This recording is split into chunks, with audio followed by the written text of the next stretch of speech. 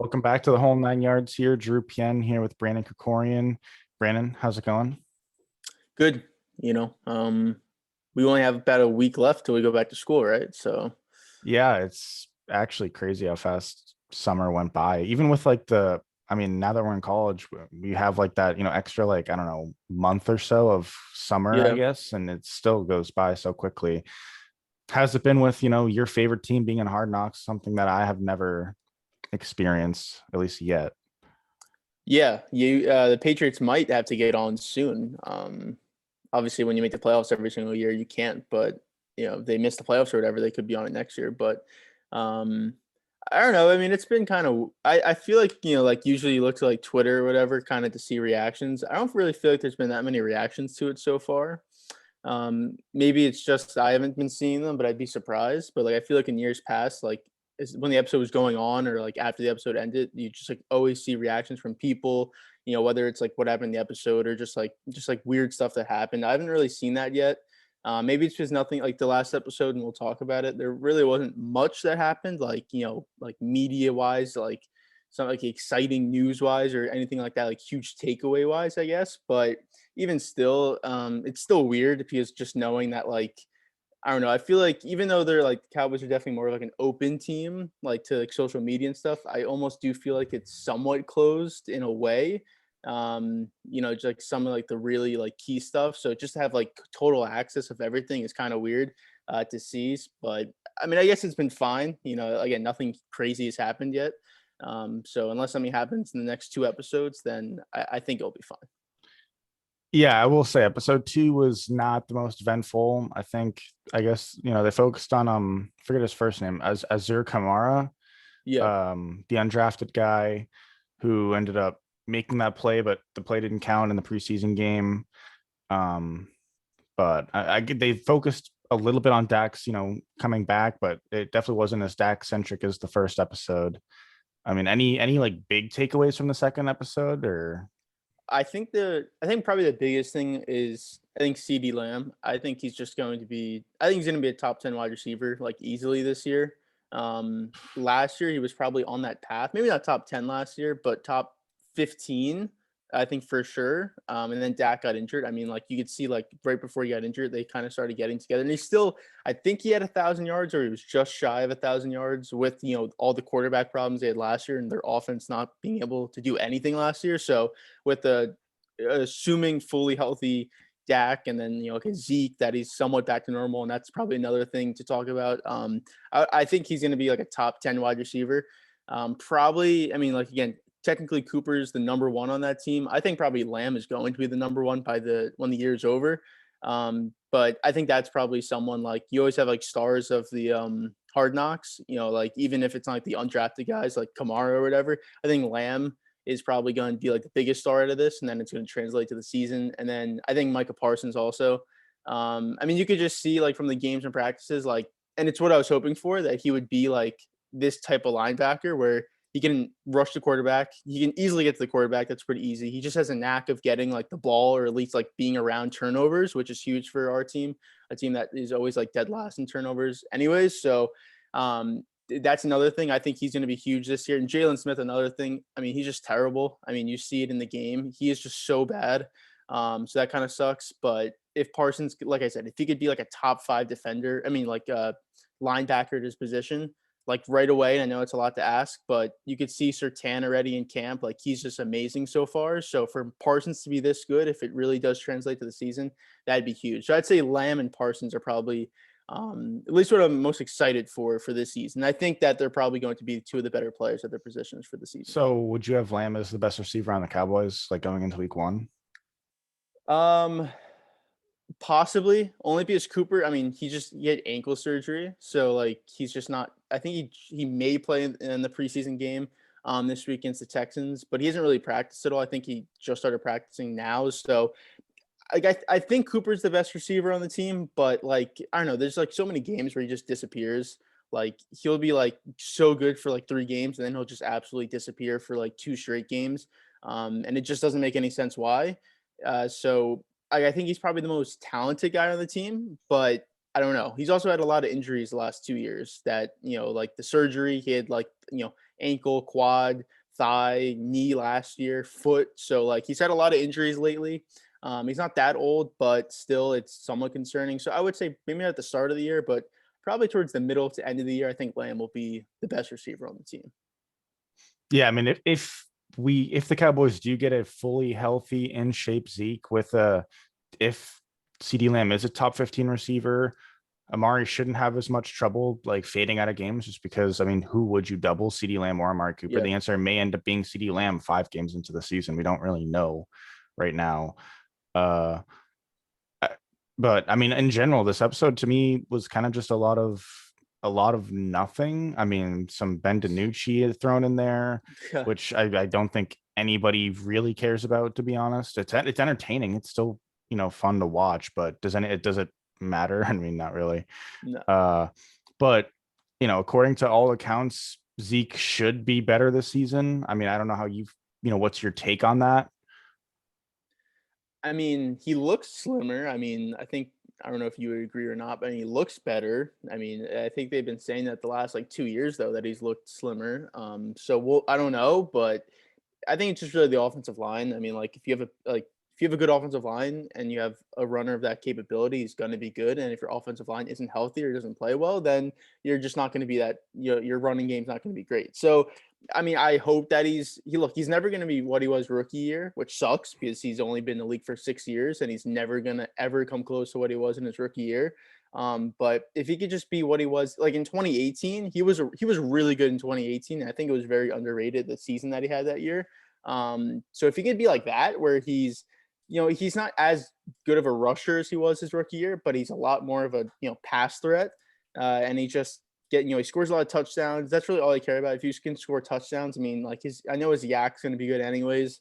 It's just like the long runs. I just know he's never going to have a 20+ yard run multiple times in a season, which is crazy to think about, but he just most likely never will because that's just not who he is. He's like 5 to 7 yards mostly, which sucks. But if he could just be more of a threat both ways, throwing Pollard in there that he could, get some run in there. I think he's pretty good as a backup running back. So I think Zeke doesn't have to be like the amazing rookie of the year. He should have won rookie of the year that year, honestly, but that type of player anymore. As long as he's just a solid player, a Pro Bowl type player, just Pro Bowl, not even all pro type player, I think it's better for this offense than if he was the main guy. Because I think you'd probably agree that when Dak's the main guy on this team, the team works better. I think it's more of a passing offense than a running offense like it was before.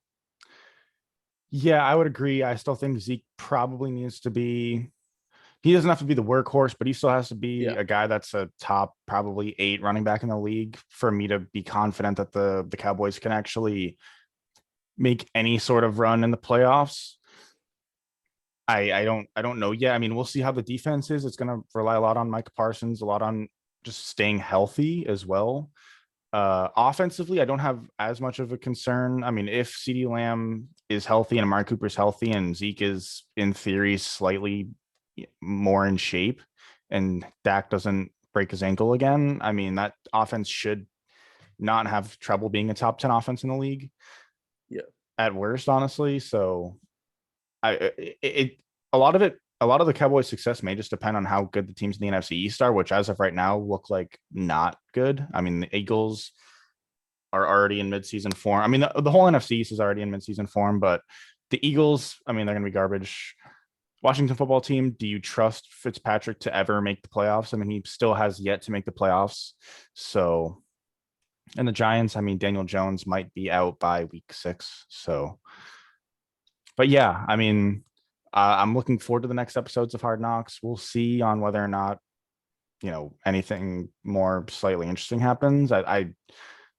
It sucks that Dak's shoulder's injured, just because I think Hard Knocks would be a lot more interesting when there's more focus on a healthy Dak. And the episode 1 was kind of just more focused on a non-healthy Dak, and episode 2 was, yeah, I mean, we just talked about Dak for like the majority of episode 1, so we're gonna have to spend a little bit of time on DiNucci, which I don't think anybody was looking forward to when they thought about a Yeah. Cowboys Hard Knocks. So Yeah. But at least he's. I think he was throwing this week, so hopefully episode 3 will be about that. But he's not. I don't think he's going to play in any preseason games. So, um, I mean, I think it's more about practice anyways, I would say for Hard Knocks. Like you really care about because like the games like they're on TV, so you see them anyways, but like practice, you can see all the stuff that you just wouldn't see. Like even if highlights, you wouldn't see that. So I think practice really matters more. So I think it's better for that. Yeah. I guess we can get into the NBA stuff that's happened, or unless you have anything else. Yep. Really not much, but Embiid did sign an extension, which I don't have the numbers in front of me. If you have the number in year in front of you, but might or might not mean anything for Ben Simmons. I was kind of a guy in the camp of I actually think Ben Simmons will come back and play because I don't think they're going to find a good trade candidate because they're what they think is valuable for Ben Simmons does not meet what other people think is valuable for Ben Simmons.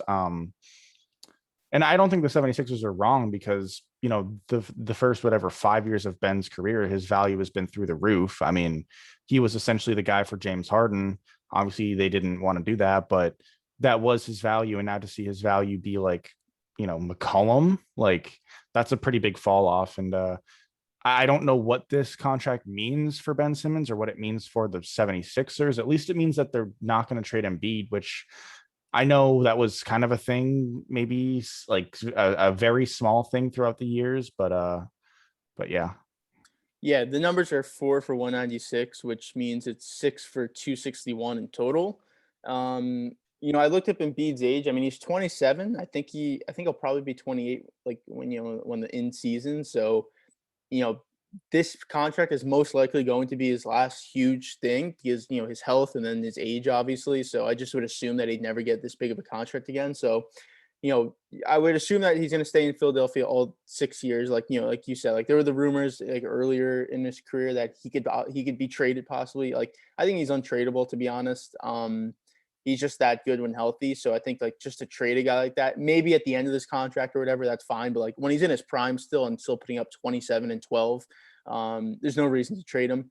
But yeah, I mean this contract for Simmons, I mean, I don't really know what it means. I mean, like you said, like to think that like Simmons could have went for Harden and not even could have, he was going to go for Harden if the Sixers just said yes is a crazy thought to think about now that it's, in the middle of August and like you said, it's McCollum, maybe even less, like I think they tried to get Fox from the Kings and the Kings easily said no. So like they're really not getting anything out there. And again, it's going to be surprising to see if they even trade him. I mean, training camp starts in a month. So you would like to trade someone before training camp starts, obviously, so that the other team, they have time to get those players, acquainted and everything like that, and get used to the team before the season actually starts. So I don't know. I really don't know what that situation is going to look like. If I just, I haven't really even. I don't know if you've heard anything, but if you even heard like what the market really is like, I mean, like you said, like possibly McCollum, but like, do we even know what the Not, market actually looks like? I mean, not really. We just haven't heard too much about a potential Ben Simmons deal. We've heard that the ceiling was, Lillard for a short time. Obviously, that's just not going to happen. I think a realistic thing would be somebody like McCollum. Either it's a straight swap, or the Sixers have to throw in a pick, or the Blazers have to throw in a pick. There's maybe some Kings talk, like a Buddy Hield plus maybe a Bagley plus maybe a pick or something. Maybe the Rockets. There's just we just don't know, and I have not really a clue. I just don't know what the Sixers would want for Ben Simmons because I don't think you'd want a Buddy Hield. Like I just don't think that's enough return, even if it's Hield, Bagley, and I don't even know. Like, would their unprotected first next year, assuming they have their first round pick next year, be enough? Like, I don't even know if that would be enough, to be honest. Like, Yeah. it would be enticing, but I mean, Ben Simmons was a guy that I mean, he was a number one pick, and he still, if last year's playoffs didn't happen, I mean, I still think this guy would not be like with the meme that he has become and the NBA offseason that he is right now. So if I'm the 76ers, my best case would be, unless I'm blown away by an offer, which isn't going to happen, I don't think. I would hope that Ben Simmons is willing to come back and give it, a shot, whether that's half a year or a full year. And after that, it's like, all right, we'll trade you to the team you want for whatever you want, if you give us this last year. And hopefully you can kind of capitalize on Ben Simmons coming back and looking like he did last in the regular season, which is a guy who's probably a top 3 or 4 defensive player of the year candidate perennially, and a guy who's probably going to be all defense first team every year or all defense second team, a guy who can still play make incredibly well, run the floor incredibly well in transition. The only thing he really can't do is shoot. I mean, that's the biggest thing you need in the league right now. So, it's still a huge thing to not have. But with that being said, this guy still should not be going for McCollum in a swap. That's just no. If I'm the 76ers, I'm not doing it. From the Blazers, I mean, I would do it, but Yeah, and I mean, I kind of just like looked up some rumors to see what was out there, and I saw that possibly a D'Angelo Russell for Ben Simmons trade. Not, I don't know about straight up, but like something along those lines with picks. Obviously, I mean, if you're the Wolves, I mean, like they just traded for Pat Beverly. I mean, that was a trade that happened. Like the Clippers traded for Eric Bledsoe, then the Grizzlies traded Beverly to the Wolves basically for nothing. But they're like 15 million over the cap. So if they were going to stay over the cap or whatever with the cap, the situation that they were going to do, could they possibly trade for Simmons? Or it doesn't seem like Russell's really working out there. Obviously, you have Edwards and Cat, who are, Edwards is what, 20, 21? I think he's 20. Cat's still like 26, 24, 25, 26, somewhere in that range. Simmons is still that age. So, it's something to try and get something new in there, possibly. I mean, again, who knows if that would actually happen, but that's something I saw. I think I don't know how much sense it would make, but I think it's something you could possibly try. Now, if you're the Sixers, would you really want D'Angelo Russell on your team? Probably not, because he's not the point guard that you're looking for. He's not even really a point guard. He's really a shooting guard. So I think from the Sixers side, they probably wouldn't want to do it. Even from the Wolves side, I don't know if they'd want to do it either, but that was just something that I saw. yeah, no, I have heard that D'Angelo Russell rumor as well. Yeah, I don't think it's a deal that the Sixers would be in love in, even if you threw in, I don't know what you would throw in, but I don't think there's much the Wolves could throw in to make that deal enticing. I mean, like D'Angelo Russell's barely a positive asset at this point. I mean, Yeah. that's just how he's been, and I don't love that Wolves team, so I don't think Russell's value would get any better, really. If the Sixers do try to trade him at the deadline or something like that. Yeah, it's so tough because if Simmons is just not willing to play for the Sixers, if that bridge is burned, which I've heard that it is, which is scary to me as if I was a Sixers fan, then I don't know what a trade would be. But if the bridge isn't burned and Simmons is willing to come back and give it another shot, then I think that's your best, I think that's your best plan. But I mean, we have yet to see. We'll see. I think Embiid might have a say in what happens because I mean, this is Embiid's Robin essentially. Who does Embiid want to partner up with Simmons long term? Does he want to? Does he like Russell? Does he like McCollum? Does he like Buddy Hield? So we'll see. But I guess that's pretty much the Embiid contracts. The top 1 or 2 center in the league locked up in Philadelphia. We'll see what it means for the rest of the team and the rest of the league. But I was thinking about something yesterday, and I actually thought of this like segment. I thought of it myself. I didn't take it from anybody. Maybe somebody's done it before, but I was just listening to stuff, and somebody, people will say, if I told you X happens, like if I told you the Chiefs are back in the Super Bowl this year, what would your reaction be? People will say that, and they'll be like, well, if when in the NCAA tournament, when March Madness, and a 16 seed beats Virginia, and somebody will say, well, if I told you the 16 seed would beat Virginia 3 days ago, you would have been, you would have laughed at me. That made me think of this segment, which is, I don't have a catchy name for it, but if I told you X, what would your reaction be? And I'll just shoot some questions away, and yeah. So the first one hits close to home for you. The Cowboys do not win their division. I'd be surprised. I mean, like you said earlier, I mean, the Eagles, they're going to be bad this year. I don't think there's any way about that. The Washington, I think they have a chance because their defense, but again, Fitzpatrick is obviously the biggest question there. So if he's going to do what he's done for the last 15 years that he's been in the NFL, I think that they'll be close, but I don't think they will. And then the Giants, if Jones can actually take a step up, which it doesn't really look like he is. I mean, if you see the videos from preseason and training camp, it doesn't look great. So unless he takes a major step up, then I don't see them competing either. Again, those teams have better defenses, but I think the Cowboys have the best offense. And if I have more trust in their defense being average than Washington and New York's offense being average to good. Because I think your offense has to be good for you really to like compete really competitively. It can't just be average, because then your defense has to be like all-time great, I would say. So for those reasons, I'd be surprised. I'd be very surprised. We get a Super Bowl repeat. The matchup, Chiefs Bucks Bucks. Chiefs. I think there's a good chance, but I think probably not.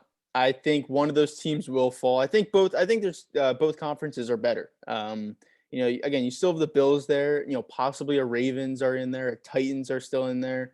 In the NFC, you still have the Packers, even with all their problems. I mean, they're still one of the better teams in the NFC, and they had a real chance to beat the Bucks last year. The Rams are a lot better, adding Stafford, obviously. I mean, that's a huge upgrade. The Seahawks are still there, San Francisco possibly. So I think there's a good chance that it would happen, but it's just so hard to make the Super Bowl. I mean, again, for the Chiefs, that would be 3 years in a row. So and then almost making it the year before, obviously, when the Patriots made it in the AFC Championship. So it's just tough to make the Super Bowl 3 years in a row. For the Bucks, it'd be 2 years in a row. And I know they brought back all their starters, but you'd think that, I know Brady's amazing, but I mean, you'd think something would happen, just like somewhat of a fall, just a little bit of a fall. I mean, again, he's what, 44, 43. So I think it would just be tough, but I think there is probably a good chance of it happening, even with me saying that. Yeah, we typically don't see repeats. We get an Yeah. NBA. This is an NBA one. We get an NBA Finals repeat. No, I mean, there's no chance. Yeah. Yeah, I think you would agree, obviously. I mean, again, for one side, I think for sure the Buck side, obviously. I think it's between them and the Nets, but the Suns, there's no chance. I mean, there was a magical season with no one really got injured. No one had really had COVID problems. I know Chris Paul had the one thing, but didn't really affect him that much. Everyone else got injured. It just everything worked in their favor. This year, the Warriors will be better. The Lakers will be better. The Clippers will still be there. The Jazz, the Nuggets, there's no way the Suns make it back. We kind of talked about this, but Ben Simmons plays for the 76ers this year. Well, I think as it stands right now, I think he probably is a good chance. Now, are you saying he'll play for them or he'll finish the season with them? Plays on the court, like steps foot on the court and plays at least 1 second for the 76ers. I think there's probably an above 80% chance of that happening. If it was a month ago, I'd say a lot less. But again, a month until training camp happens. We saw last year, I mean, Westbrook got traded right before training camp started. So there's still a chance a trade could happen, obviously, but it seems like nothing's really out there. Like obviously we were just talking about. So unless something happens quick or something that it's been, talked about and no one's reported about it because they're trying to keep it secret, we don't know, obviously. So I would say there's an above 80% chance that he plays for the Sixers. The Dodgers, baseball here. The Dodgers do not make the World Series. This one's tough only because if they don't win the division, then it's obviously a lot tougher because then one game, you never know what could happen. Even though I'd expect them to win that game, obviously, you just don't know.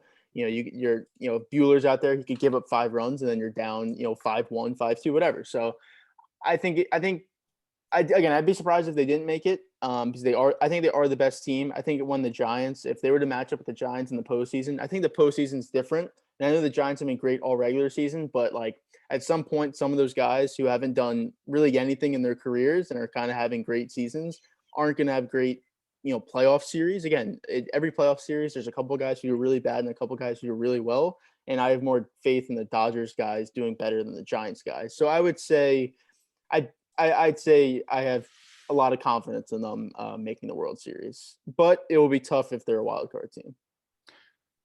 Justin Herbert wins MVP. I guess there's a chance. I mean, I really like Justin Herbert, obviously, from our draft from last year, but It's just gonna be. I don't think their team's good enough. Like I think MVP in the NFL, obviously your record matters, and even though I think they'll probably be 500, maybe a couple games above, maybe. Even though they are in a very tough division, they're just not gonna have the record. I think he'll probably have the stats, but the record's not gonna be there. The Chiefs do not finish as the number 1 seed. Uh, I don't. I won't say I don't think they will, but I definitely don't think that it's a guarantee that they'll be the number 1 seed. I just think there's other teams that could have an easier division. Again, like I said, that division's tough. I mean, Chargers, Broncos, Raiders. That's not a guaranteed 6-0 or 5-1. I think that's a very tough conference, a very tough division. And it's a Chiefs team that obviously they were like 14-2 last year or 15-1, whatever they've been the last couple of years. I think like they may lose like a heartbreak game that they've won in the past, and then that's just one loss that you weren't thinking of. So maybe they end up, 17 game season. Maybe they end up 14-3 or 13-4. I think that's not going to get you the 1 seed, to be honest. So at least 13-4, maybe 14-3, but I think 13-4. I don't know if you get the 1 seed with that record. So I'd say, probably not. The Patriots win the AFC East. I think maybe. I know you have total confidence in them, but it's just all about their quarterback. I mean, if Cam's going to be like what he was before COVID last year, because again, we talked about it last year, like he was great before COVID, and I think people really forgot about that. But there was a lot of question marks and concerns after that with particularly his passing. He was just terrible at throwing the ball. If Mac Jones is going to be good, and I know you don't love Mac Jones, but if he's going to be good, then I think there's definitely a real chance. Even though I really like the Bills, I think that division is winnable, but it just matters about their quarterback position. I mean, I think Josh Allen is a top 5, I think it's a top at least 7 quarterback in the NFL. So if he's going to be like that again, that's going to be a tough team to beat for the division, especially when your quarterback is a huge, question mark.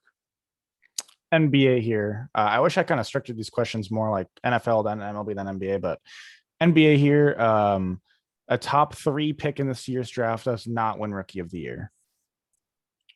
So it won't be Cade, Jalen, or Mobley. I think there's a good chance that it probably. I think the best case scenario. I think the best person to win it is probably Jalen, only because I think he'll put up 20 plus points per game.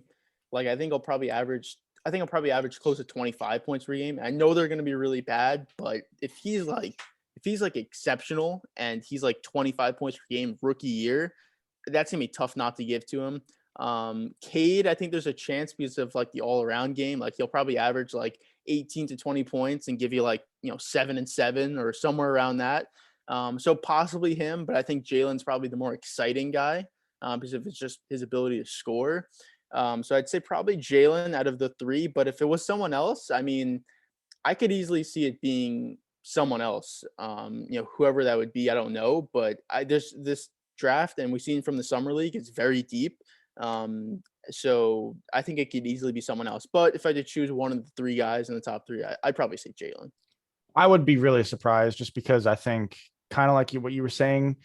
I think either Mobley or Cade or maybe both will just flourish and they'll be super flashy and exciting to watch and carry their team to a better record than people expected. And that will give them Rookie of the Year. But if neither of them flash and both of them are just okay, I mean, Green should just have the points per game on that team to win the Rookie of the Year, even if he doesn't look awesome. So that's kind of I think it's similar to what last year's was. Like if there was no LaMelo, it's easily Anthony Edwards because like the points per game, he's on a terrible team, but the points per game and everything. But there was LaMelo who was more exciting and obviously basically led his team to the playoffs. So yeah, I would agree with that. Yeah. The Bulls do not finish as a top 8 seed. Ooh, I'm assuming this is after the play-in tournament? Yeah, the Bulls just miss the playoffs. So they could be a 7 seed, but they don't what are the odds the Bulls miss the playoffs? I mean, I'd be super surprised. And again, I think there's the fit maybe somewhat of a question, especially with DeRozan, but it seems like I think he's out of the scoring aspect of his game. I think he's going to be more of like a ball handler. I mean, he did average 7 assists last year. So I would assume he's more ball handler, and then Levine is kind of your number one, Vucevic is your number two, and DeRozan's your three. Maybe he's your number two, whatever. But I'd be surprised. I mean, again, we know Nets, Bucks, Sixers will still be there, Heat will still be there. So I know that's four. I'm assuming Celtics are going to be there in that. So that's five. Hawks, six. So I think there's probably six teams better than them. Maybe the Celtics are closer because if the Bulls can figure it out. The Knicks I think will drop a little bit. Washington's Pacers are going to going to be drop. there. Pacers are probably going to be there. They'll be that 8, 9, 10. They'll be there. Charlotte's going to be 8, 9, 10 as well. So that's probably it. So I'd be very surprised. I think they'd rather finish 7, 8, and even if they don't, they are a 9, 10, and they have to play 2 games to get in. I think they'll get in. I think they're more talented than the other teams I said in Indiana and Charlotte and New York. I think they're more talented. I think there's like a 60 to 70% chance they get in the playoffs, and that's a pretty high percent. But I mean, considering all the moves they've made to win now, Vucevic, DeRozan, Caruso, Lonzo, there's been so many moves for this team to win now. And I don't know if it's the right call or the wrong call. We'll find out. But even if they finish as like a 7, like a 6 seed, like that's still like just to think about making all those moves and still not being better than, like a Celtics or an Atlanta or, when you start getting into that Heat territory, you're not expecting to be better than the Heat or the Nets or anything. But yeah, the Nets do not make the NBA Finals. Well, I think it's between them and the Bucks. Obviously, I like the Nets more, and their moves this offseason I think were very good. I mean, Patty Mills, I'm not re-signing Jeff Green. I think hurt a little bit, but you still brought back Blake.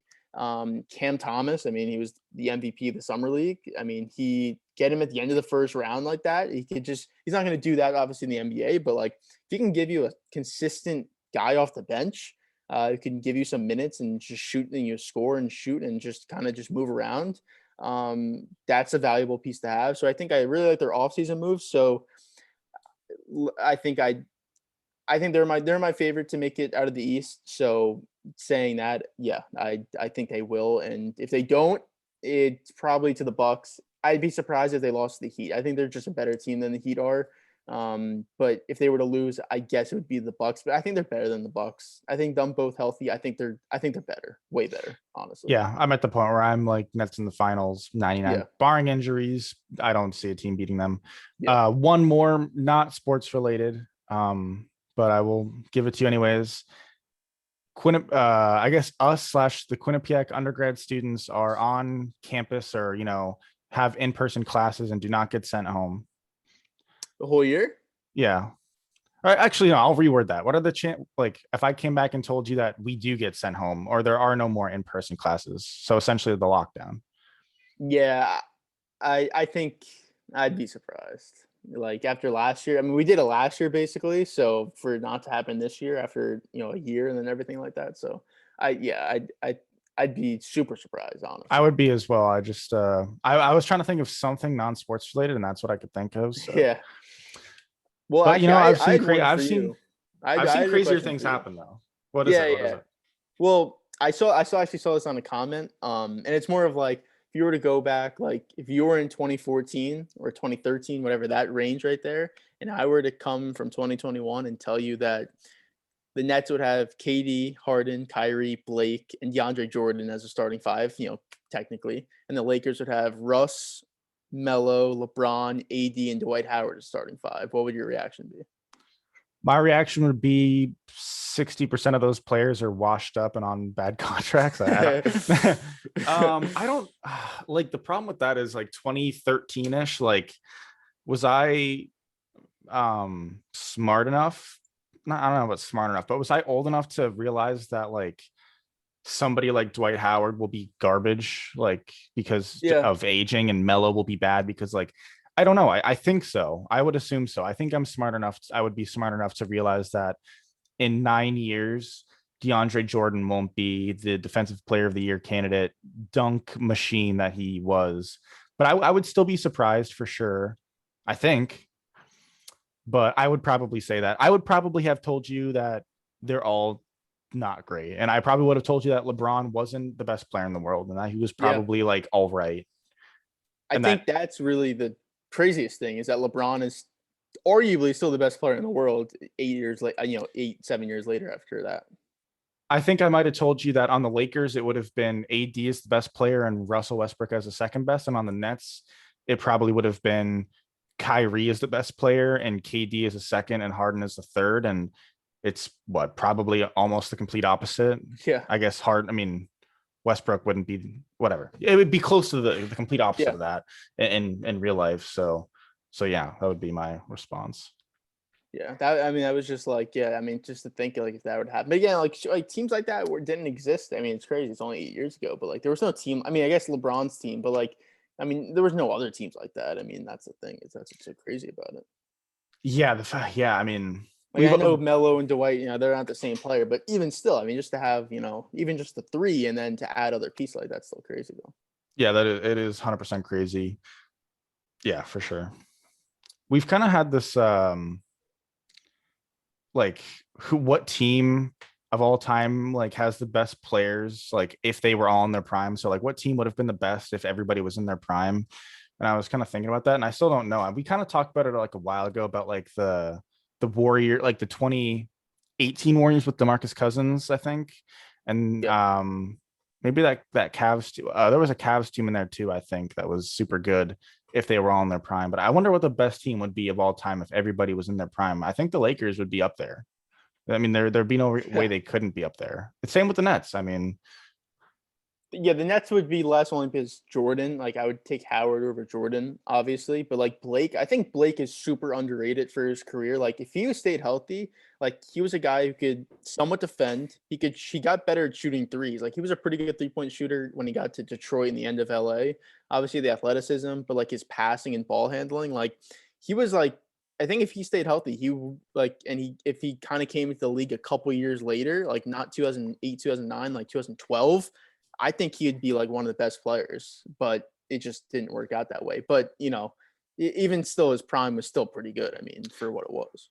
I agree and I disagree. My only counter argument would be Blake never quite put it all together. He never had the Yeah, athleticism and the shooting and yeah, the playmaking. He had the athletic, prime of his career. Then he had the IQ prime of his career. And if he was able to put those together, which in your case, if he does get drafted in 2012 or later and it does stay healthy, I think he does 100% put that together. But in real time, he never really did. But thinking about that Lakers team, like if they're on their prime, my only concern would be shooting, which still is now. Adding Howard and Melo in their prime. Melo in his prime was not a spectacular. I think last year might have been his best 3-point percentage of all yeah, it time. was. Yeah. So that would be my main concern. Would be like you still don't have any shooting in your best top 5 players. While the other team has excellent shooting, so yeah. Yeah, and LeBron would probably be a worse 3-point shooter if he was in his prime. AD, I don't know what his, if you had to pick one year from his prime, I don't know what year that would be. I guess the year they won the ring. I don't know though. Yeah, I guess. I guess. But even still, like he's low 30s. Russ obviously is low 30s. LeBron, again, his prime, like the Heat, I would say the Heat years were his prime 2013. years. 2013, Yeah, I think. like he was like 28, 8-8 or whatever he was, but he wasn't a great 3-point shooter then. Obviously, Dwight, Melo. If he took less shots, he'd be a better shooter, but he was taking 25 shots a game, so he wasn't a great shooter. But yeah, I would agree. But I think them defensively would be a lot better. Even though Jordan's like defensive player of the year candidate, obviously Dwight 3 times, 80. I guess 80 hasn't won one, right? But obviously he's been in the conversation for basically his whole career. LeBron, in his prime was a great defender. Russ was all right, and then obviously Melo's not a great defender, but they would be better than the Nets teams that have defenders with Kyrie and Harden and everything. So yeah, so LeBron's best 3-point percentage is 40.6, which is actually amazing. That was his 2012, 2013, and that's the year I'm thinking about. He was 27 points per game, 8 rebounds, 7 assists, 2 steals, a block, only 3 turnovers. He only shot 3.3 yeah, I was gonna threes say, a game. yeah. So it's a relatively low, per game shooting, but 40% is still it's at least 3 percentage points higher than any other year in his career. Yeah, Actually, yeah. 2013, he shot 38, but it's still a significant margin above any other year in his career, which is actually kind of crazy. So, but that's pretty much all I have. I'll definitely brainstorm some more just kind of interesting questions for future episodes. But that's pretty much it for this episode. Appreciate everybody stay to the end. We'll be back. I don't know when, but maybe something interesting happens. I don't know. It's kind of that downtime in sports. I mean, we got a couple weeks until football. Yeah, Right? 2 weeks, 1 week. I don't know. 2 weeks. 2 A little weeks. more than 2 weeks. Yeah. A little more than 2 weeks. But once that starts, I mean, we're gonna be going hard on football for sure. I don't know. Maybe we talk some fantasy. Maybe we just give our fantasy takes, which we haven't really done on the show. We haven't really been a fantasy like show. I'm not a huge fantasy football person, but it's at least fun to do. So maybe we do that. But yeah, we'll be back for whenever we're back, I guess. I don't know.